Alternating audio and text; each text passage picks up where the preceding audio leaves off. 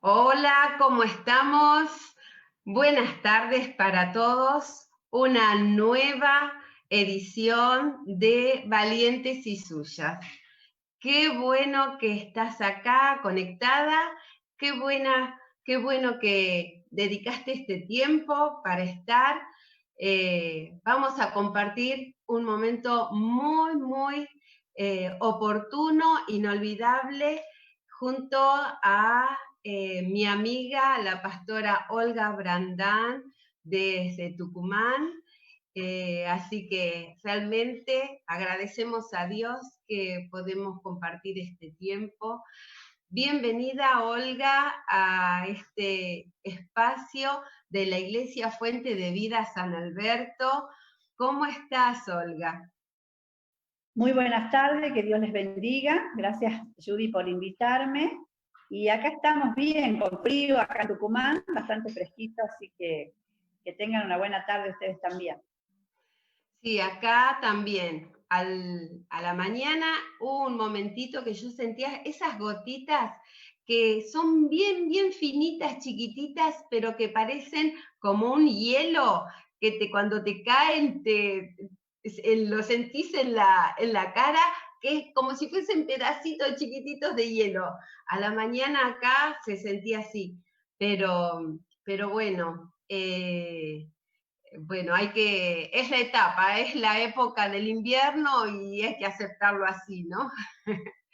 Ya Es era hora, así. por acá en Tucumán estábamos con una primavera hasta ayer, una hermosa primavera, pero bueno, ya era hora que llegara el invierno. Es así.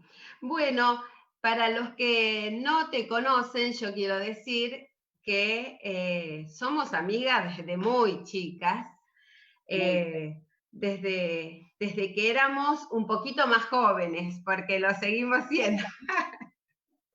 de toda la El, vida, porque yo llegué a la iglesia cuando tenía yo 4 años solamente, así que de toda la vida nos conocemos. Exactamente. Bueno, amigas desde siempre y en muchas oportunidades compartiendo el servicio al Señor. Te casaste, después tenés 3 hijos. Uno es Oscarcito, Y acá Emilce y, Vanessa y después y Emilce. Sí, Vanessa, primero Vanessa y después Emilce. sí. Y bueno, la verdad que Dios te ha bendecido porque has desarrollado muchas actividades, muchas tareas en la iglesia, tanto en la enseñanza hacia los niños, formando a maestros también, en la formación de la educación cristiana para adultos. Y bueno, has desarrollado muchísimos ministerios en la iglesia, en muchas áreas, y bueno, también actualmente sos una de las pastoras de la iglesia Vida Abundante en San Miguel de Tucumán. Así. Y también sos profesora de inglés en escuelas secundarias, es así, ¿no? Sí. Sí, estamos bastante en bastantes áreas, sobre todo hemos puesto esta vocación de enseñar, siempre la he puesto al servicio del Señor.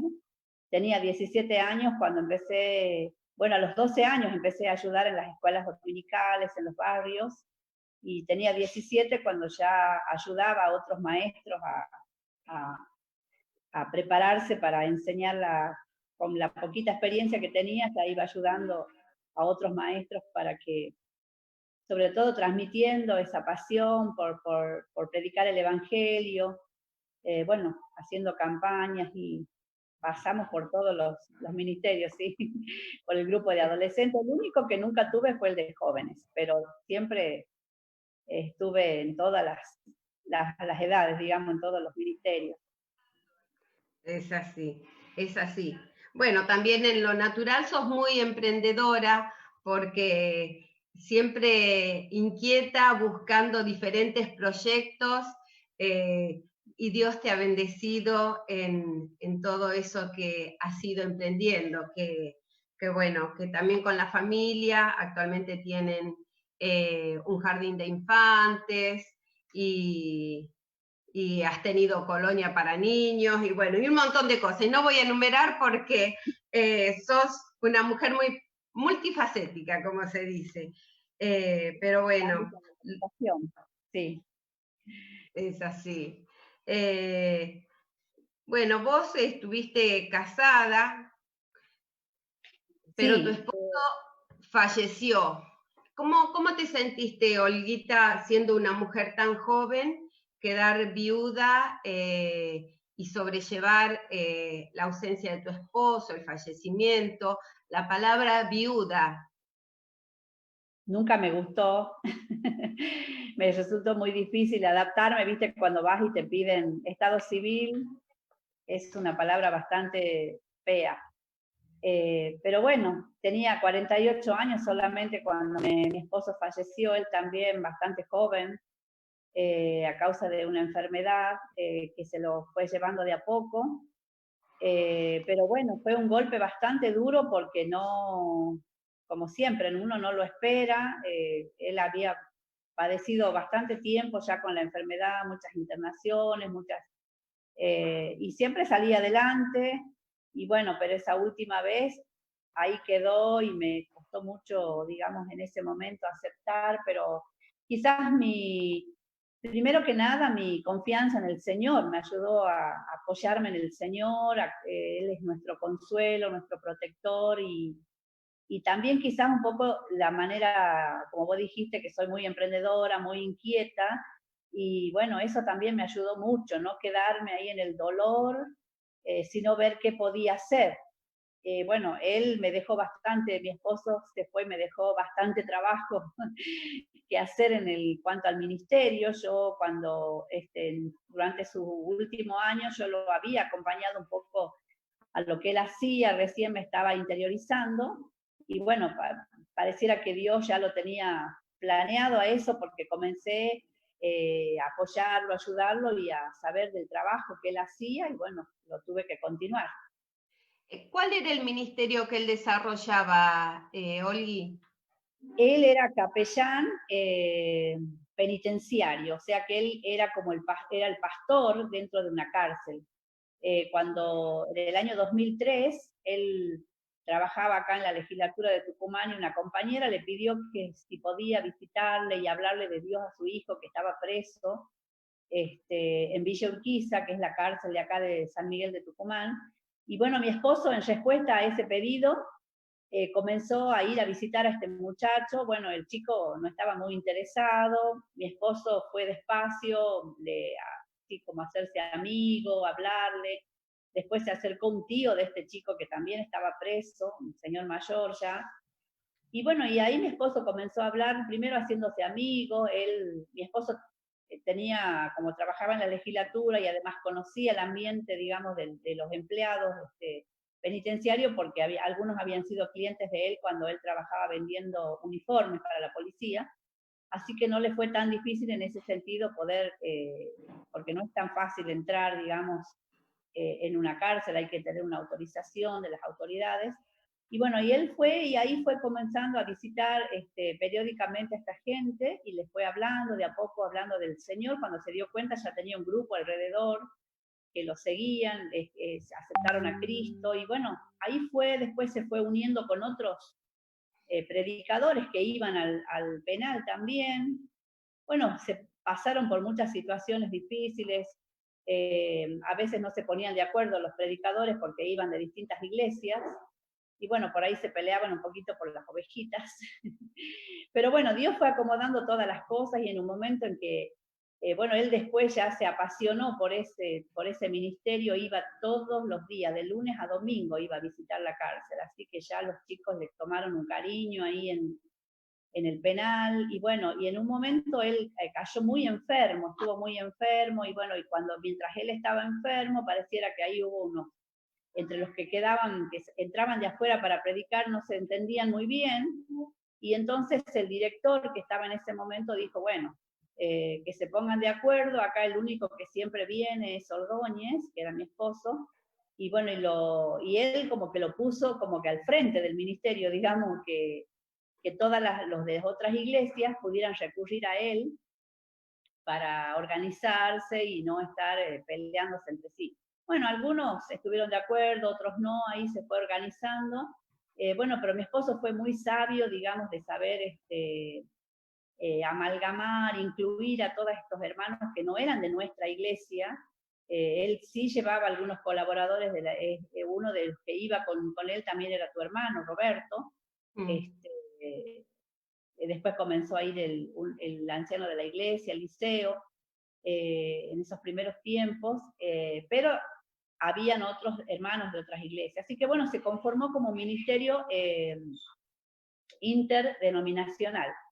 Entonces, hasta el día de hoy funcionamos así. Cualquiera que entra al penal para que quiera predicar, si se une a nosotros, bueno, ya estamos organizados, tenemos todo. Qué bueno. Entonces, trabajamos bien de esa manera y no nos estamos, digamos, peleando por las almas. Porque Olga, hay mucho trabajo, hay distintas unidades. Si uno va, por ejemplo, a una unidad, en ese mismo día no puede pasar a otra unidad, ¿sí? Entonces por eso tenemos encargados en distintas unidades. Hay una unidad que es la más grande, donde mi esposo estableció una iglesia. Allí en ese momento las autoridades le permitieron hacer acondicionar un espacio que los mismos un espacio especial para que puedan juntarse y allí desarrolló una iglesia. El edificio, digamos, tiene todas las comodidades de la iglesia. Ellos han ido comprando con las ofrendas que los mismos presos ponían. Tienen sus bancos, tienen su LCD para pasar las canciones, tienen su equipo de sonido, tienen sus instrumentos musicales, hasta aire acondicionado.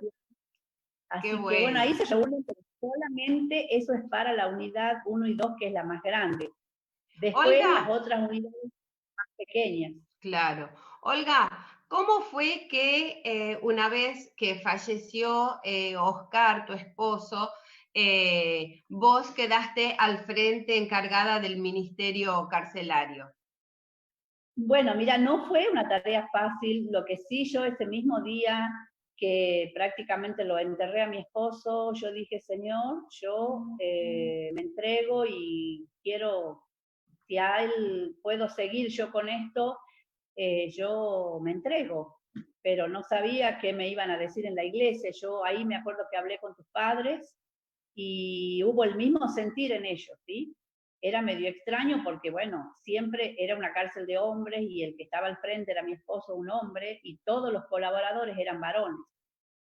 Y bueno, por supuesto, el pastor, tu papá, el pastor Hugo, me dio una carta de recomendación para el director del penal, que él ya me conocía a través de mi esposo, y él ahí comunicó, el pastor Fernández, que tras el fallecimiento del pastor Oscar Ordóñez, me iba a hacer cargo yo del ministerio. Y bueno, la verdad que yo en ese momento era mucha pasión, mucho amor y todo, y no sabía dónde me estaba metiendo. Pero bueno, a medida que fui tomando lugar, al principio no fue tan fácil porque que me acepten siendo una mujer, ¿sí? Siendo mujer, tanto los colaboradores de mi esposo como los internos. Al principio hubo una reacción ahí, y bueno, yo entré con un perfil bajo, fui ahí viendo, traté de no ponerme ahí muy al frente, sino que seguía dándole el lugar a todos los hermanos que ya iban con mi esposo, ellos predicaban, yo no me animaba a predicar todavía, pero bueno, después ellos me decían que bueno, si yo era la encargada tenía que predicar, y bueno, me fui animando y así que... Olga, ¿y cómo se organizan? Porque es un grupo y van a diferentes unidades. Claro, nosotros, mi esposo cuando falleció, él era el único capellán penitenciario que se había recibido y fue el primero acá en el noroeste argentino, y él falleció y no habíamos capellanes. Entonces ahí un grupo de hermanos y yo también, ahí comenzamos a estudiar capellanía penitenciaria, nos capacitamos y... Olga, bueno, esa es una formación ministerial, la capellanía, sí. Lo que estás diciendo vos. Exactamente, es una carrera, capellanía penitenciaria, la dicta el FIET, la Facultad Latinoamericana de Estudios Teológicos. Nosotros nos capacitamos ahí, bueno, y entonces ahí yo empecé a poner un encargado de los que ya se recibieron, un encargado en cada unidad, y ellos a su vez tienen sus otros colaboradores que los van capacitando en la práctica, y el que después quiere y puede hace la carrera, digamos, de capellán. Entonces tenemos un encargado en la unidad 1 y 2, que es el hermano Daniel Medina, que él tiene mucha experiencia en esto, porque él es un fruto de este ministerio. Él estuvo preso cuando mi esposo empezó el ministerio, se convirtió al Señor, bueno, mi esposo lo discipuló, le hizo un buen seguimiento junto con la ayuda de la iglesia. Esta persona que estás mencionando, Daniel Medina, estás diciendo que era alguien que estuvo preso y ahora está en libertad. Está en libertad, ha restaurado su familia, su hogar, tiene una preciosa familia junto con su esposa, sirven al Señor. Ellos ahora prácticamente él es anciano de la iglesia ahora, pero tienen una obra, una iglesia que ellos han levantado como matrimonio, y bueno, es un precioso siervo de Dios que Dios está usando. Qué bueno. Valió la pena realmente, si solo hubiésemos ido por él, y solo él se hubiera convertido, ya hicimos bastante, porque él a su vez ahora está llevando a muchas personas a Cristo, no solamente dentro de la cárcel, sino ahí en el barrio donde él está trabajando. Qué bueno. Olga, pero ustedes no solamente se quedaron con la penitenciaría para varones en la cárcel de Villa Urquiza, sino que también empezaron a trabajar en el ministerio carcelario con mujeres. ¿Es así? Exactamente, sí. Comenzamos, yo tenía la carga, bueno, de ir a la de mujeres, porque mi esposo había ido una que otra vez, pero era complicado porque todos sus colaboradores eran varones, y en la cárcel de mujeres no se permitía que vayan a visitar varones, tenían que ser mujeres. Entonces yo no tenía colaboradoras mujeres, y bueno, y también me sentía muy sola en ese sentido, porque rodeada de varones, y yo decía, Señor, alguna mujer que me ayude, que esté a mi lado. Y bueno, pero Dios fue fiel y fue muy abundante en contestarme esa oración. Conocí a una hermana que alguien un día me la presentó porque estaba muy mal, su hijo estaba preso ahí en Villa Urquiza. Este muchacho se había apartado del Señor, y bueno, cayó ahí preso, y ella estaba desesperada, comenzó a orar, a buscar ayuda, bueno, y ahí nos conocimos. Ella pertenecía a otra iglesia, y bueno, y ahí nos comenzamos a juntar a orar, a ayudarla, a ministrarla, y nos fuimos haciendo amigas. Y después, bueno, ella también se capacitó para ser capellán, y tiene una carga hermosa ella, una gran carga por las mujeres allí así que, bueno, yo antes de conocerla a ella, yo ya había empezado a ir a la cárcel de mujeres, iba con otra hermana, con Petrona, íbamos a los sábados a la tarde, solamente un día nos permitían pasar ahí en la de mujeres, y íbamos a la tarde a ministrar a las chicas, a llevarles la palabra de Dios. Y bueno, y a mí se me hacía difícil, porque como que yo a veces me turnaba, porque también los sábados tenía que ir a Villa Urquiza. Y bueno, después surgió que apareció Juanita, se llama la hermana esta, y ella empezó también a ayudar a Petrona, y después fue ella misma, que es muy carismática, así que ella misma reclutó a otras mujeres. Así que ahora tiene un hermoso grupo de mujeres que la ayudan, hacen cosas hermosas, no solamente para ministrar a las internas, sino también al personal. Están trabajando con el personal penitenciario, ministrándoles, orando por ellos, tomando Qué bueno. Contacto con eso. Ya se ha hecho varios, ella ha organizado almuerzos para los jefes, para la gente de la plana mayor de ahí del penal, y bueno. O sea, no solamente, perdón Olga que te interrumpa, para entender bien lo que me estás contando, no solamente trabajando con los detenidos, con los presos o presas, sino también con el personal que está a cargo de la dirección de la penitenciaría. ¿Esto es lo que me estás contando?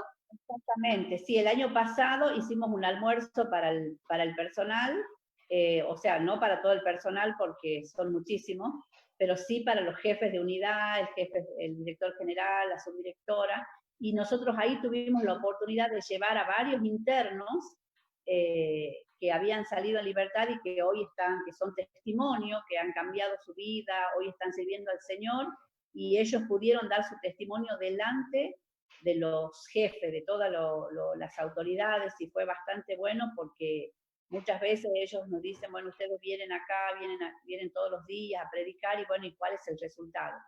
El resultado está afuera, donde ya los muchachos, muchos de ellos siguen al Señor, han cambiado completamente su vida, trabajan.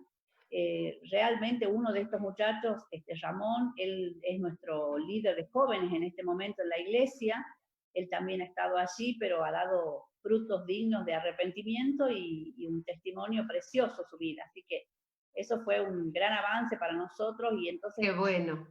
las autoridades nos tienen, digamos, confianza y respeto, y también porque adentro el hecho de que los muchachos que van a la iglesia, tanto las chicas como los muchachos, desarrollan un clima de paz adentro, ¿no? No hay Qué motín, bueno. ni revueltas por Qué ahí. bueno. Y llega a haber algo, ya la iglesia, los hermanos que están convertidos comienzan a orar, comienzan a aconsejar, a que se calmen los ánimos, y bueno, y todo vuelve a la normalidad, gracias a Dios, se ha Olga, mantenido la paz.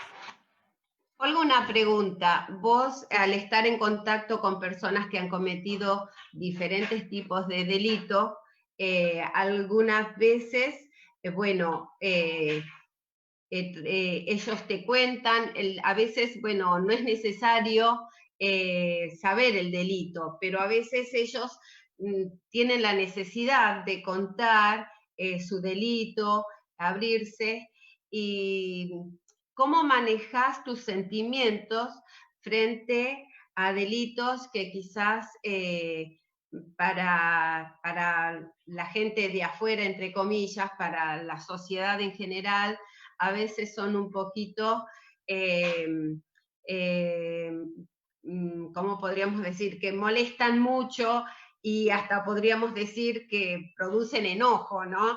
Eh, ¿cómo manejás vos tus sentimientos? ¿Cómo lográs un equilibrio en esto de mirar con la misericordia de Dios, pero por otro lado, como persona, a veces uno siente enojo y un poco eh, de bronca, ¿no? Perdón la expresión, frente al delito que pueda haber cometido la persona? Sí, por lo general tenemos por norma nosotros no preguntarles a ellos. Nosotros los tomamos a todos por igual, y lo tomamos como cualquier ser humano que necesita conocer a Dios, ¿sí? Que necesita, y bueno, ellos en este caso están en una situación límite, digamos que ya han tocado fondo. Pero a veces ocurre eso, como vos decís, que alguno siente la necesidad de decir, mire, yo hice esto, sí, yo lo hice, y bueno, uno tiene que guardar ese secreto de confesión y aconsejar, y sí te da un poco de decir cómo puede haber hecho tal cosa, pero nosotros no somos nadie para juzgar, ¿sí? Jesús le dijo a la mujer esta que la habían traído para apedrearla, dice, ni yo te condeno. O sea, Jesús mismo no lo condenó, no condenó a esta mujer pecadora, sino que le perdonó los pecados. Entonces, nosotros, lo que sí nosotros le decimos al interno, mira, vos cometiste un delito, vos sabés que tenés que pagar tu deuda con la sociedad. El momento en que vos te arrepentiste, Dios te perdona. Dios te perdona y echa este pecado en el mar del olvido, pero la sociedad no olvida. Y la justicia tampoco. Entonces, sabes que tenés que ser consciente que tenés que pagar, no sé si 5 años, 10 años, 20 años, lo que la condena, el juicio determine, y orar para que Dios te dé paciencia, para que en este tiempo que tenés que estar acá pagando tu condena, lo podás hacer con una actitud buena, no de rebeldía, no con resentimiento, sino que viendo de que se produzca un cambio en tu vida. A eso apuntamos, ¿sí? Y bueno, sí, a veces te da un poco de decir, ¿cómo puede haber hecho esto? ¿Cómo puede haber hecho tal cosa? Pero bueno, eh, uno nunca sabe, nadie está exento de cometer un delito o que caer preso quizás por equivocación o por culpa de otro, que hay muchos casos, nos ha pasado, hemos visto, de gente que está presa eh, y sin Por haber cometido error un delito. o injustamente.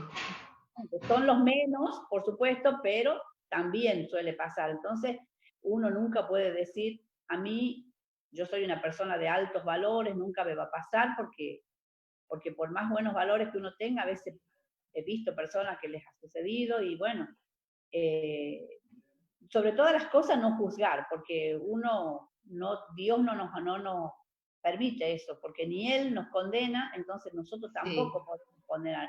Pero por lo general la sociedad sí, la sociedad no condena, no perdona, eh, porque bueno, sí es verdad, hay delitos que son aberrantes realmente, pero Dios perdona. Al corazón que se humilla, es al así. corazón contrito y humillado, dice el Salmo 51, no lo desprecia a Dios. De hecho, lo dijo Así es. David, que cometió adulterio y seguido de homicidio.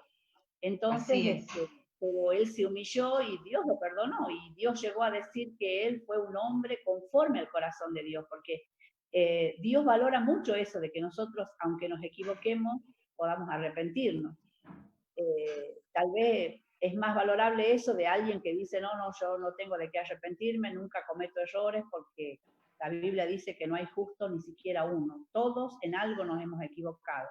Es Unos así. en pequeñas cosas, bueno, nosotros decimos en pequeñas cosas o grandes cosas, pero para Dios el pecado, mentir es tan Es grave para todo. Dios como cometer un asesinato, solo que los resultados obviamente son, Las son consecuencias son diferentes.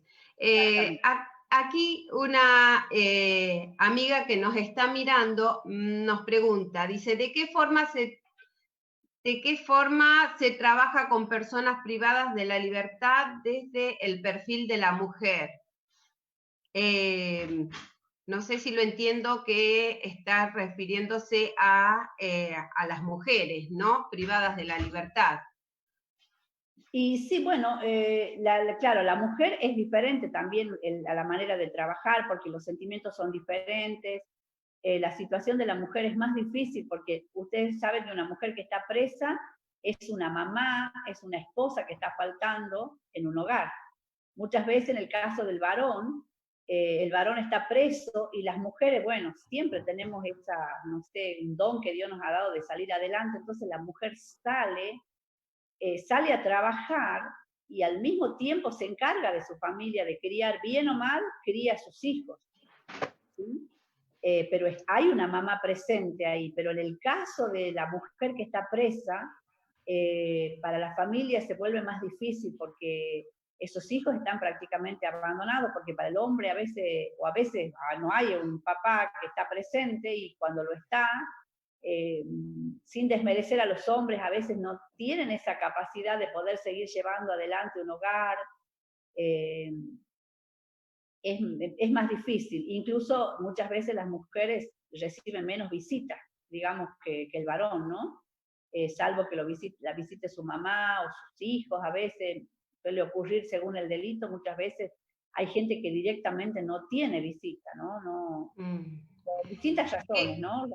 qué curioso eso que estás diciendo, Olga, que los varones detenidos o presos reciben más visitas que las mujeres, ¿no?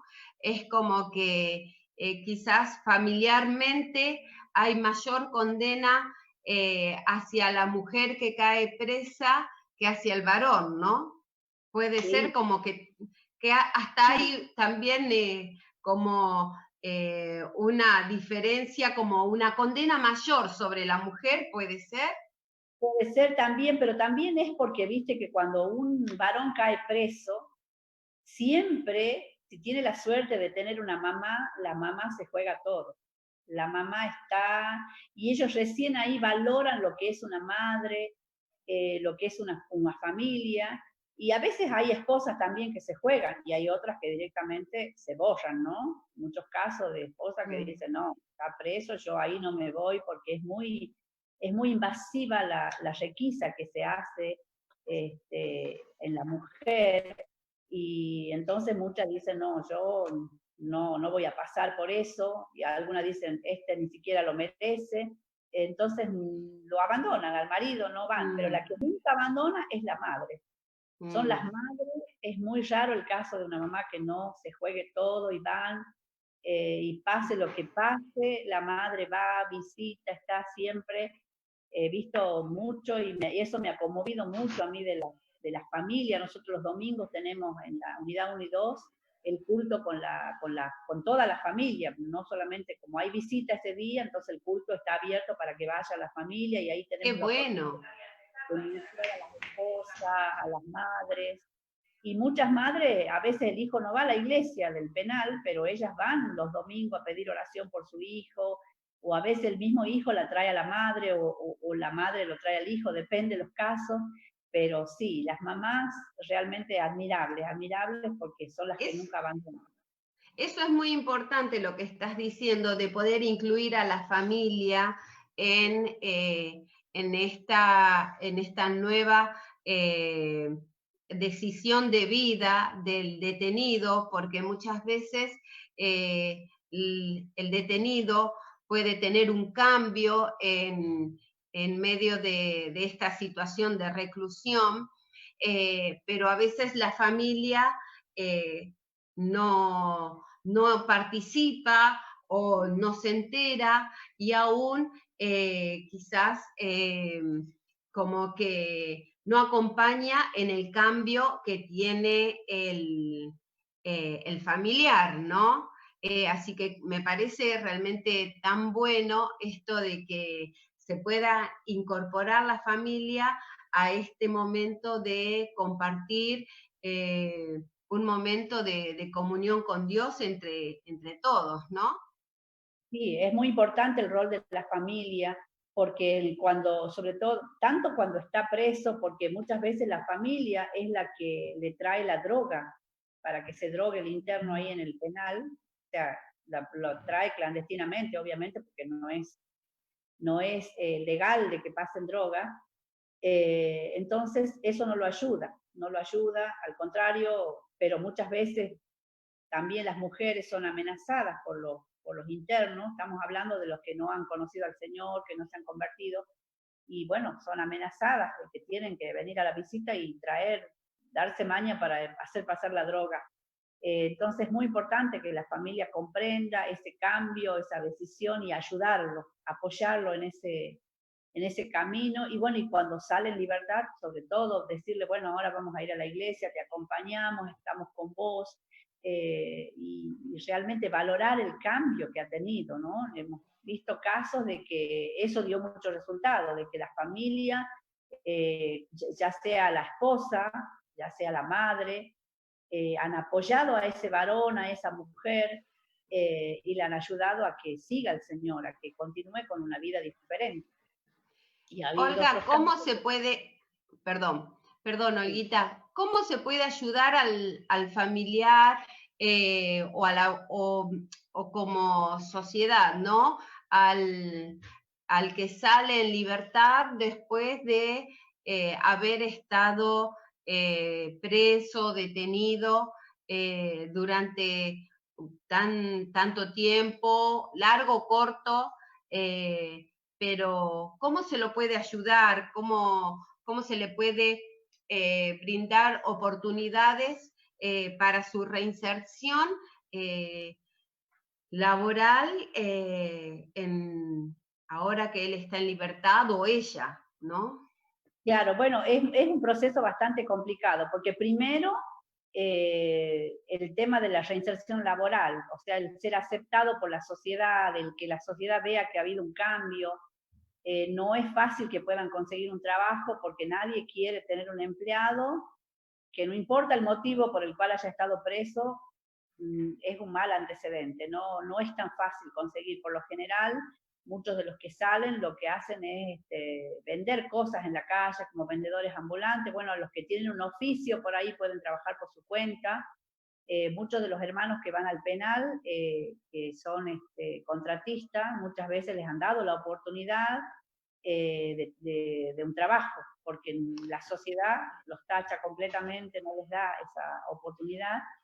Y bueno, esa es la manera de que ellos, nosotros ahora estamos en la de mujeres, hemos tratado de llevar cursos de capacitación para que las chicas tengan una salida de saber coser, de peluquería, esas cosas como para que puedan trabajar. Darle un oficio, ayudarles a encontrar un oficio.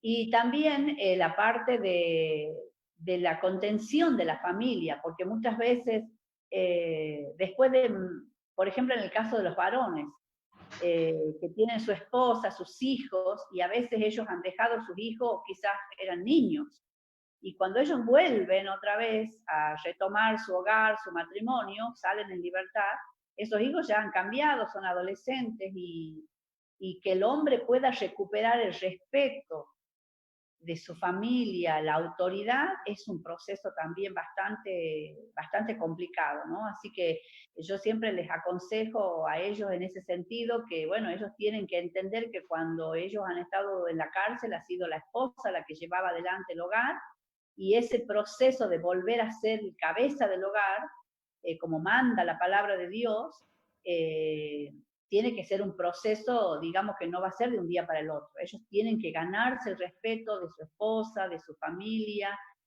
con oración, y bueno, la esposa tiene que ser muy sabia también para ir dándole ese lugar nuevamente, porque donde él no estaba, ella era la que mandaba, la que decidía, la que hacía todo.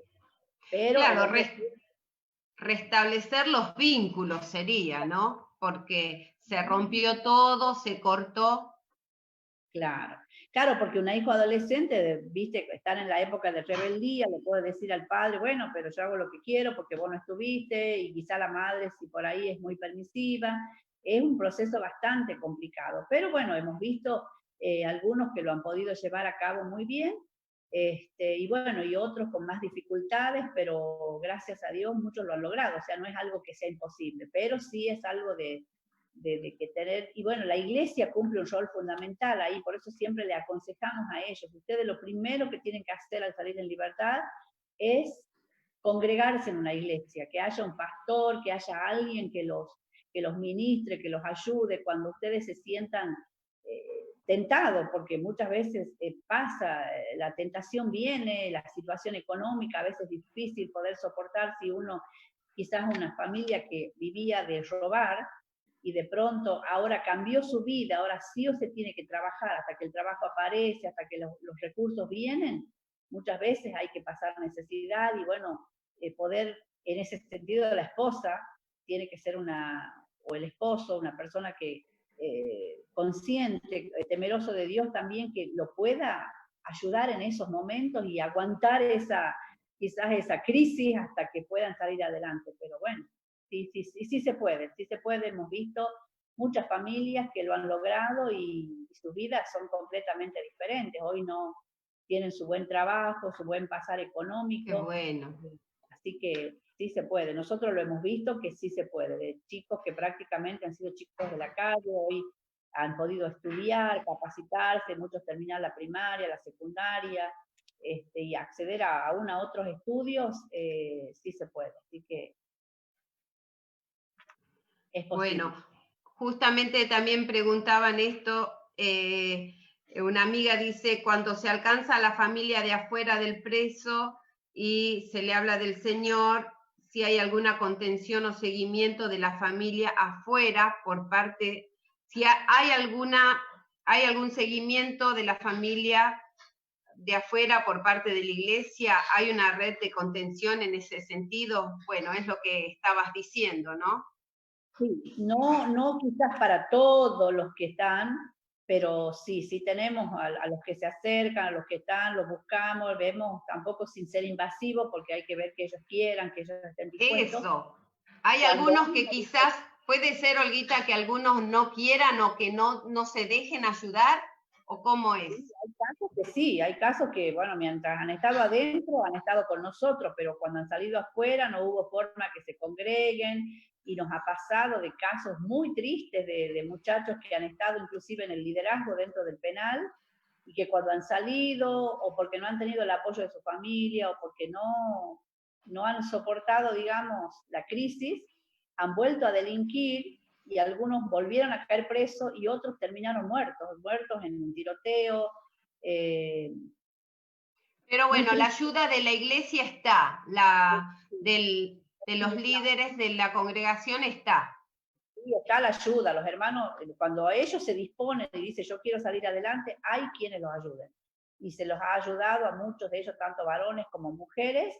De hecho, en nuestra iglesia, como tenemos bastante desarrollado el ministerio carcelario, hay muchos que se han convertido al Señor. Nosotros, no solamente que son, digamos, asistentes, creyentes de la iglesia, sino que hoy tenemos diáconos, líderes de jóvenes, tenemos el anciano, que han sido personas realmente cambiadas y transformadas por el poder de Dios, que han conocido al Señor en el penal, han comenzado un cambio de vida, pero cuando han salido ese cambio se ha potenciado, ¿no?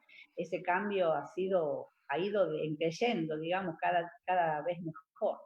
Y bueno, y con estos casos son los que uno ve que todo el trabajo valió la pena y como vos decías, se puede salir adelante. Dios realmente cambia y transforma estas vidas y hay una nueva oportunidad, ¿no?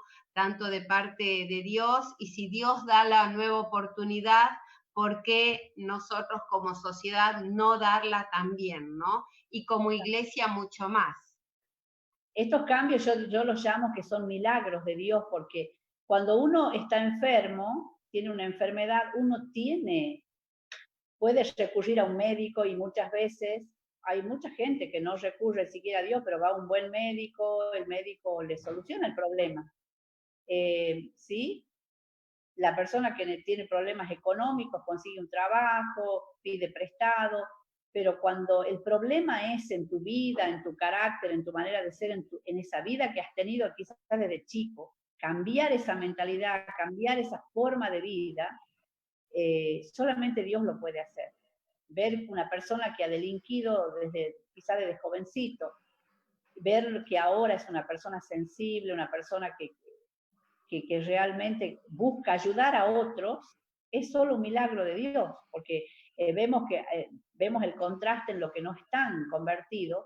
Ellos están tan llenos de odio, de resentimiento, que constantemente quieren dañar a otros y no tienen escrúpulos para hacerlo, ¿no? Porque su corazón, no lo juzgamos, pero su corazón ha sido muy lastimado por la vida, por la sociedad, por las circunstancias que les ha tocado vivir, y entonces ellos lo único que tienen para responder es violencia, odio, resentimiento, pero cuando eso se lo trae a los pies de Cristo, cuando ellos se arrepienten, cuando ellos entregan su vida a Dios, Dios les da un corazón nuevo, que ya no está con odio, con resentimiento, ya responde de otra manera, ¿sí? Es así. Bueno, Olga, muchísimas gracias por compartirnos todo tu trabajo. No sé si querés decirnos dejarnos alguna palabra, alguna reflexión final. Sí, mira, yo lo que siempre les comparto a los internos, es válido para cualquier circunstancia de la vida que a veces nos encontramos, el Salmo 40. Dice, pacientemente esperé al Señor y Él se inclinó hacia mí. Hay muchos muchachos y chicas que están ahí, dice, bueno, yo acá tengo una condena de 15, de 10 años, y bueno, tienen que esperar con paciencia hasta que llega, pero dice después el Salmo, pacientemente, y Él me sacó del pozo de la desesperación. Y uno dice, yo lo único que quiero es salir en libertad, quiero salir de esto, o quizás en una circunstancia de la vida que estés pasando, quiero salir de esta enfermedad, o quiero salir de esta crisis económica, o quiero salir de este problema matrimonial o familiar, pero sabes que Dios es tan grande que dice que no solo te saca del pozo, sino que te pone tu pie sobre peña, o sea que te pone en un lugar alto, más de lo que vos esperás. Uno muchas veces dice, solo quiero salir de esto, pero Dios te pone en lugares mucho más altos, más. Yo he visto en mi propia vida y lo he visto en los internos, que no solamente han salido y se han convertido en personas de bien, sino que Dios los ha puesto en lugares altos donde ellos nunca hubiesen imaginado. Tenemos el caso de este muchacho que te digo que Ramón, que hoy es líder de jóvenes. ¿Cómo un delincuente podría ser un líder de joven, un ex delincuente, digamos, en una iglesia? Pero eso solamente lo hace Dios, porque Él nos pone, no solamente nos saca del pozo, sino que nos pone más arriba de lo que nosotros esperamos. ¿Sí? Y lo mismo Daniel y cuántos otros que tenemos, que Dios no solo lo sacó de la cárcel, no solo les cambió la vida, sino que lo puso en lugares de respeto. Hoy son personas respetadas por la sociedad, respetadas por la iglesia, son personas de autoridad. Eso es lo que hace Dios. Hace más de lo que nosotros esperamos. Ellos muchas veces dicen, yo solo quiero salir en libertad. Pero cuando se proponen y se disponen, Dios hace cosas mucho más maravillosas, te pone sobre la peña, sobre lugares altos. Eso quiero que dejarles a los oyentes que piensen, quizás no estás en una prisión o estás en un problema, estás en una situación difícil. Dios no solamente te quiere sacar de esa situación y darte la victoria, sino ponerte en lugares altos, en lugares, no sé, de autoridad, en lugares donde vos ni te imaginas. Así que eso es lo que Dios hace. Dios hace mucho abundantemente de lo que pedimos o de lo que creemos. Amén. Gracias, Olga. Muchísimas gracias por compartir este tiempo con nosotros. Desde acá, desde Buenos Aires, desde la Iglesia Fuente de Vida, te bendecimos, te damos muchas gracias por haber compartido tu experiencia y declaramos el bien sobre todo lo que seguís realizando y creemos que Dios a vos también te lleva a mucho más. Así que muchas gracias, Olga, por compartir. Te bendecimos y nos vemos el próximo miércoles con una nueva entrevista, una nueva experiencia de vida, viendo cómo Dios se manifiesta en cada una de estas mujeres valientes y que le pertenecen a Dios. Gracias por estar. Chao, nos vemos. Dios los bendiga.